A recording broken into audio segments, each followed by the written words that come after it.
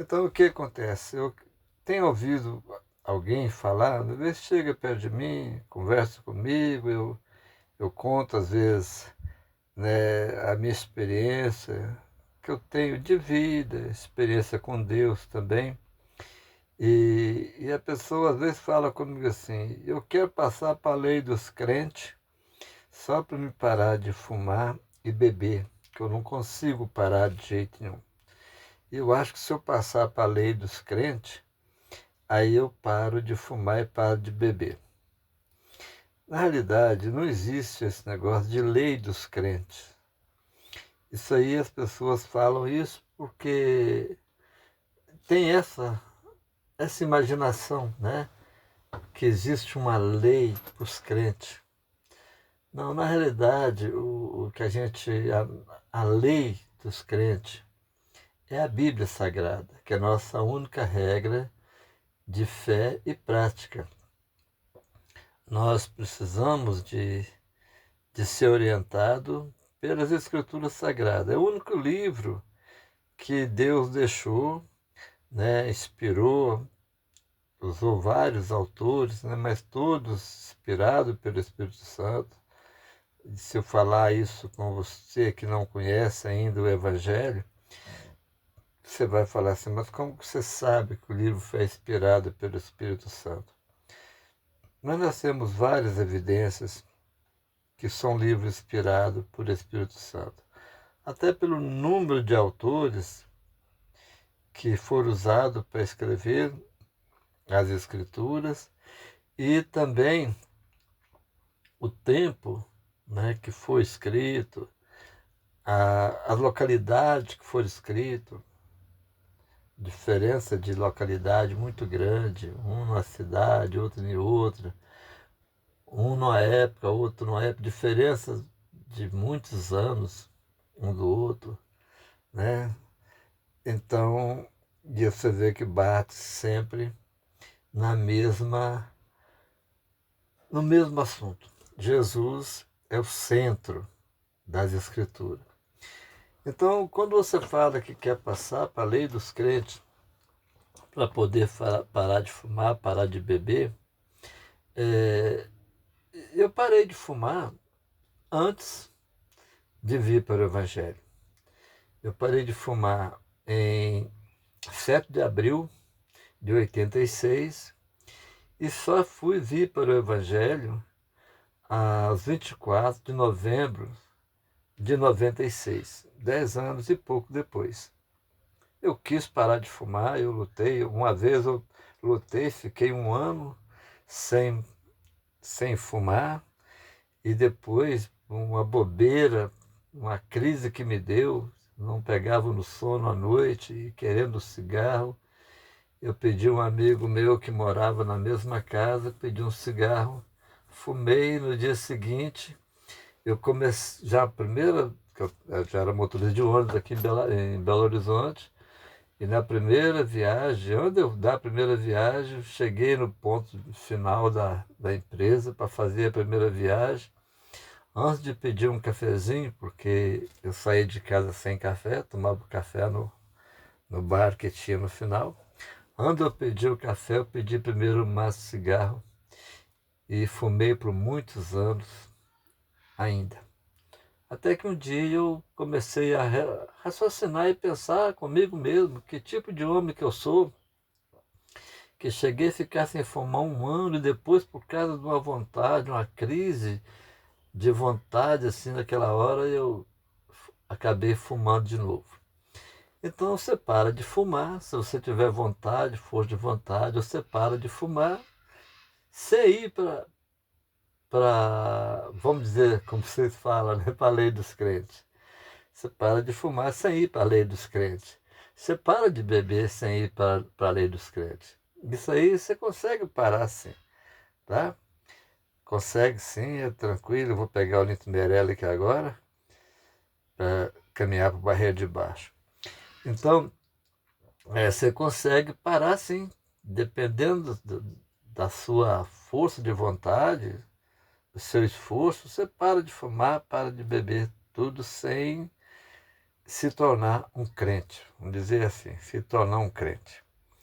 Mas a importância de se tornar um crente é porque a Bíblia fala, né, e a Bíblia nós cremos que é a palavra de Deus, a Bíblia fala que aquele que crê, ele será salvo. O que não crê será condenado, se tratando das nossas almas, né?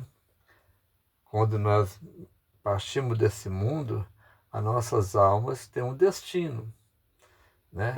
Ou melhor, tem dois destinos, né? Um destino bom e um destino muito ruim. O destino bom é ir para um descanso eterno no céu junto de Deus. O destino ruim é ir para a condenação eterna. E isso é muito ruim, porque depois que você morrer não tem como fazer nada, não.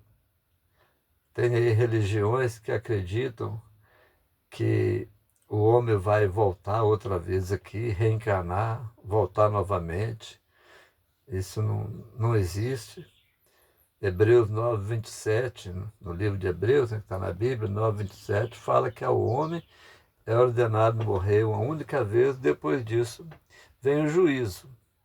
Né? Então não tem uma segunda vida, uma segunda chance depois da morte, não. Também tem aqueles que acreditam que tem um período de sofrimento no lugar chamado purgatório, que tem o mesmo sofrimento como o sofrimento do inferno, mas ele é temporário e que as pessoas podem sair de lá. E para isso é necessário que os amigos, parentes, né, os entes queridos que estão vivos aqui ainda, façam oração para poder tirar aquelas almas desse lugar de sofrimento provisório. Não tem base bíblica para isso também. Nós não temos na Bíblia nenhuma referência, né, que fala dessas, nenhuma evidência, não tem nenhuma evidência desse lugar que você pode sair de novo. Então você tem que se tornar um crente, para você ter a sua salvação garantida. Porque ninguém vai ser salvo pelo bem que você faz.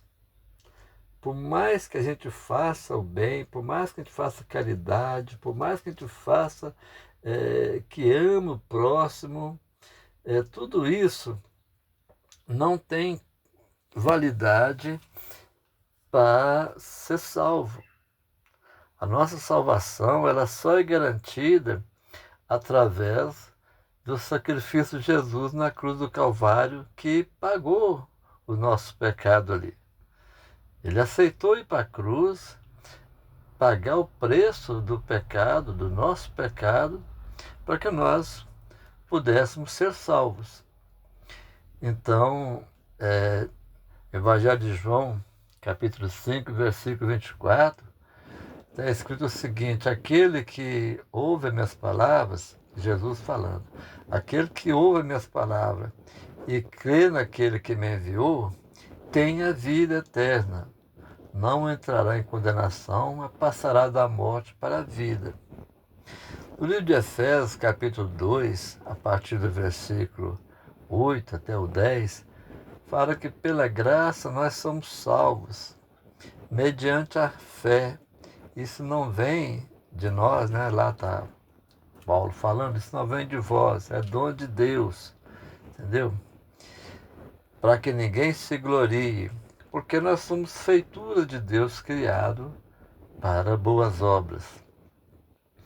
Então não tem como, né, a gente pensar que vai ser salvo pela obra, por aquilo que nós fizemos. Eu vou aqui agora, vou fazer um retorno ali embaixo, voltar na outra pista, na Olinto Meirelles, que eu estava descendo. Eu vou pegar logo em seguida que eu pegar o Olinto Meirelles voltando aqui, eu vou pegar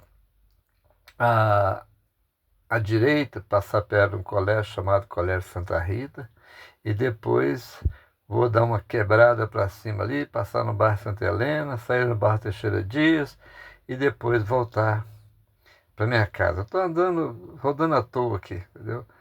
O diesel não está nada barato, mas tem hora que você tem que aquecer o motor um pouquinho também, eu fico muito parado, né? Porque antigamente eu fazia carreto, depois que me aposentei, eu comprei essa Bandeirante e fiquei fazendo carreto com ela aqui em Belo Horizonte muito tempo. Mas hoje não, eu tenho ela só para poder fazer meus passeios quando eu viajo para o interior. Quem é da minha terra lá de Viçosa sabe que sempre, pelo menos uma vez por ano, eu procuro ir lá e meu carro é essa Bandeirante. Eu não tenho carro de passeio, nunca gostei de carro pequeno. Tirei minha carteira já em 1970, já foi com caminhão. Aí aqui que eu falei, vou passar perto do Colégio Santa Rita aqui. Aí tirei carteira do caminhão, depois trabalhando tempo caminhão, fui trabalhar com ônibus, 32 anos com ônibus, e aposentei e comprei essa Bandeirante. E, e é o único carro que eu já possuí na minha vida, que está comigo desde 2004. Eu comprei ela em 2004. Nós somos 2025, então ela está com 25, como é que é? 2004, 21 anos que ela está comigo. Mas então é o seguinte, voltando a falar sobre o plano de salvação, então não adianta você pensar que vai para a igreja dos crentes para poder ficar livre de vício nenhum. Se bem que isso vai te ajudar sim, tá? Isso vai te ajudar sim. Só que isso é muito pouco. Você ir para a igreja evangélica, uma igreja de crente, para poder deixar de fumar, deixar de beber, ou para conseguir também uma coisa boa, né? Conseguir um emprego bom. E isso tudo são consequências de você ter uma vida com Deus. Isso pode sim vir, entendeu? Acontecer na sua vida. Você vai parar de fumar, vai parar de beber, vai conseguir, quem sabe, melhorar a sua situação, né? Pode acontecer? Pode, mas não é esse o plano de Deus para a nossa vida através do Evangelho. O Evangelho veio para te salvar, para poder você ficar livre da condenação eterna, entendeu? Você vai para a igreja de crente, mas não pode pensar que você vai só para a igreja de crente. Você tem que entregar a sua vida para Jesus, porque a igreja é dele. Tem muitas igrejas hoje aí que Jesus está do lado de fora. Infelizmente é a verdade. Jesus não está dentro dela. Jesus pode até estar, sim, no coração daquela pessoa que está ali com sinceridade, que está ali realmente por amor a Deus, e Jesus pode estar no coração dela, essa pessoa. Mas na direção da igreja, tem muitas igrejas que Jesus não está na direção da igreja. Jesus está do lado de fora, batendo, querendo entrar, e não tem lugar para ele. Então, é importante que você vá, entregue a sua vida a Jesus de uma forma que você vai realmente alcançar a graça da salvação. Aí sim, há uma necessidade, quando você entrega a sua vida para Jesus, há necessidade de você passar por uma regeneração. Você vai mudando de vida, você vai melhorando o seu caráter, né? A Bíblia fala assim, aquele que furtava, não furte mais. Né? Você sabe que furtar e roubar é diferente, né? É diferente. Então, o que acontece? Às vezes é possível, né, uma pessoa crente está dentro da igreja, frequentando a igreja, e ele ainda furta. Por quê? Porque ele não foi não foi regenerado ainda. Ele não foi regenerado, ele furta ainda, entendeu? Porque o que é a diferença de furtar? O roubo, ele é feito na vista, é tomado as coisas da pessoa. O furto é aquilo que você pega escondido. Então a pessoa está na igreja e ele não tem coragem, né? Ele não tem coragem de roubar nada de ninguém, porque os outros vão ver, entendeu? Então aí não tem condição. Mas ele vai. Eu que agora vou pegar a Rua Antônio Teixeira Dias, né, que é do bairro Teixeira Dias, e vou sair novamente ali na Via do Minério, né? E, e vou pegar a esquerda ali para tornar a sair no Lindo Meirelles lá embaixo e voltar para minha casa. Estou só andando à toa mesmo. Então a pessoa não rouba, porque para roubar vai descobrir, opa, o irmão rouba, mas o furtar é aquilo que você pega escondido. Então tem sim crente que está dentro da igreja e que às vezes, se você esquece a sua Bíblia na igreja, ele leva ela embora. Se você esquece um, um guarda-chuva na igreja, encontra ali um irmão que pega e leva.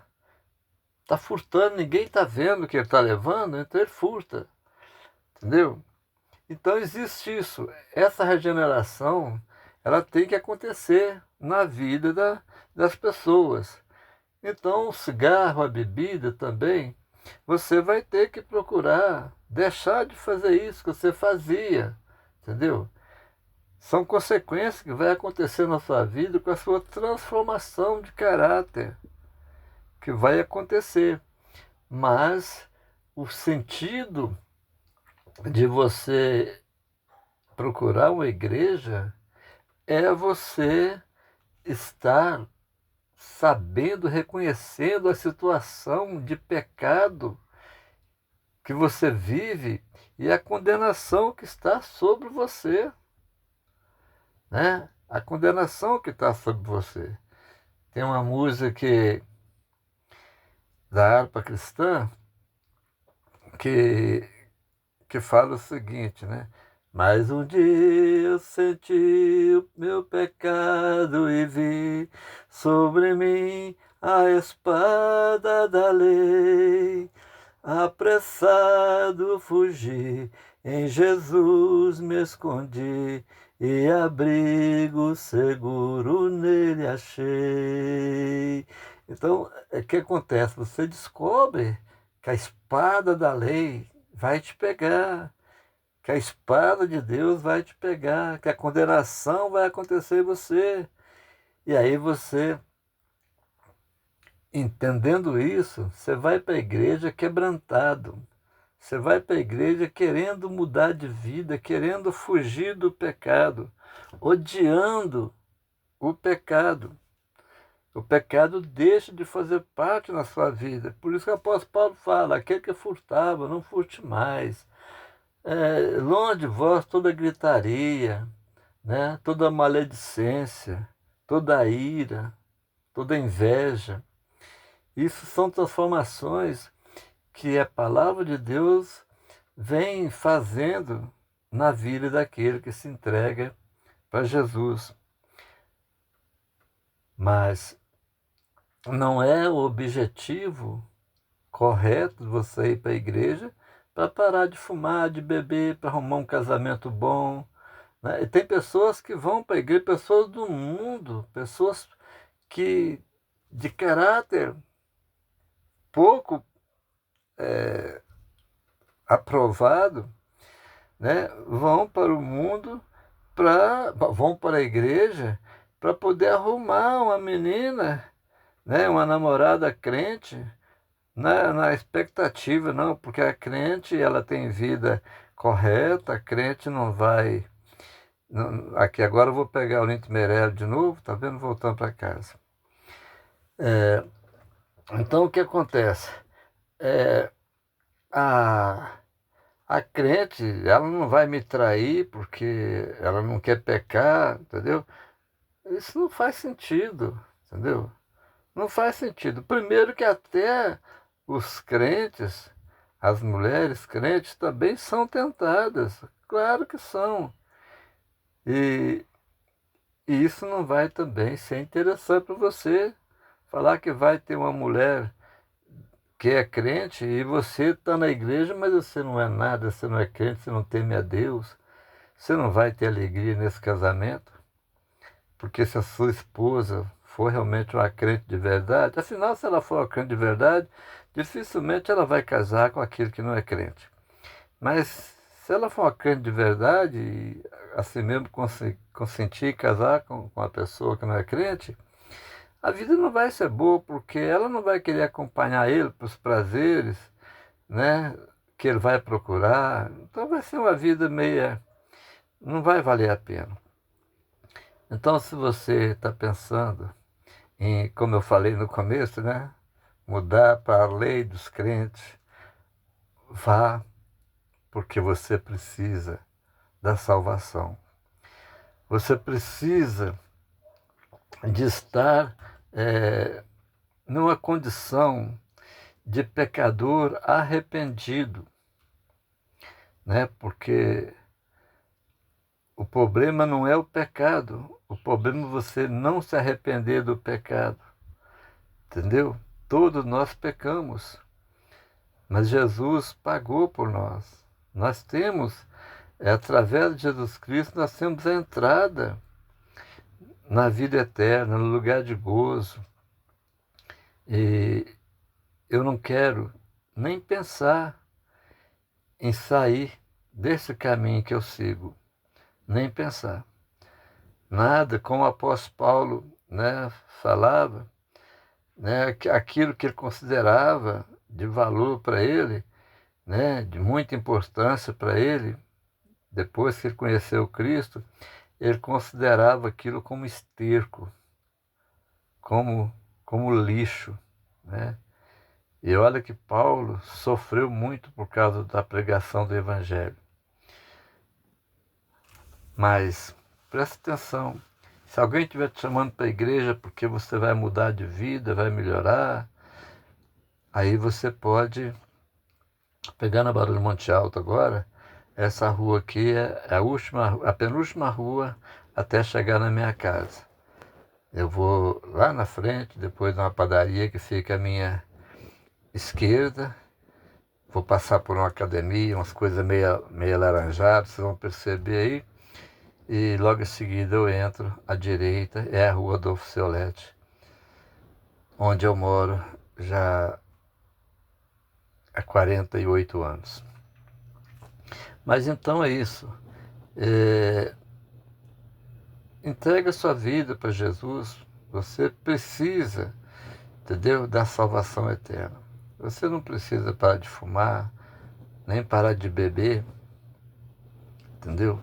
Isso é coisa que está mais envolvido com a sua saúde, porque você para de fumar, para de beber, você pode melhorar a sua saúde, mas isso não garante a sua salvação eterna.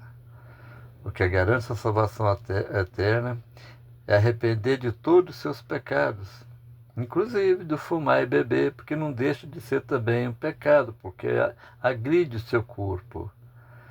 E você precisa de ficar livre de todo o pecado, arrependendo, entendeu? E crendo, né, no Senhor Jesus. As coisas funcionam assim. O Espírito Santo toca em você. Aqui é uma academia de laranjada aí. Aí o Espírito Santo toca em você e te leva para Cristo. E recebendo Cristo, você recebe o Espírito Santo.